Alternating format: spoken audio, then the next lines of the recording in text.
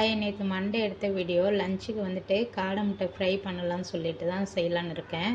Husband ஞாயிற்றுக்கிழமை market போயிருந்தாங்க. அப்போ காடை முட்டை வாங்கிட்டு வந்தாங்க. காடை முட்டை சாப்பிடும் போது நாட்டுக்கோழி முட்டை சாப்பிட்ற அளவுக்கு சத்து இருக்குது அப்படின்னு சொல்கிறாங்க. எனக்கு சர்ஜரி பண்ணதுனால காடை முட்டை சாப்பிட்லான்னு சொல்லியிருந்தாங்க. முட்டை வந்துட்டு நல்லா இருக்கான்னு சொல்லிட்டு பார்க்கணுன்னா தண்ணியில் வந்துட்டு முட்டையை எடுத்து போடணும்.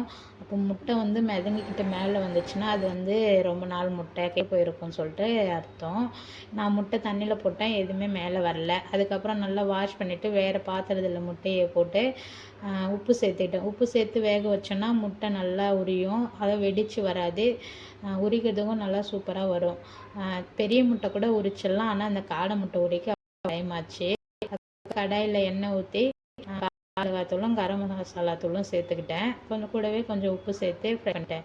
லஞ்சுக்கு வந்துட்டு வெத்து சாம்பாரும் ஒயிட் ரைஸு ப்ளஸ் காடை முட்டை ஃப்ரை இதுதான் நாங்கள் சாப்பிட்டோம். உங்களுக்கு யார் காடை முட்டை பிடிக்கும்? இதில் நிறைய நன்மைகள் இருக்குது.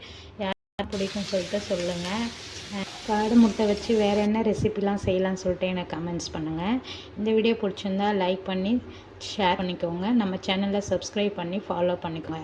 ஃபேஸ்புக் சேனல் ஃபாலோ பண்ணிக்கோங்க. இன்ஸ்டா பார்க்குறீங்கனாலும் நம்ம சேனலை ஃபாலோ பண்ணிக்கோங்க. நம்ம சேனல் பேர் தருணிகா டைரி.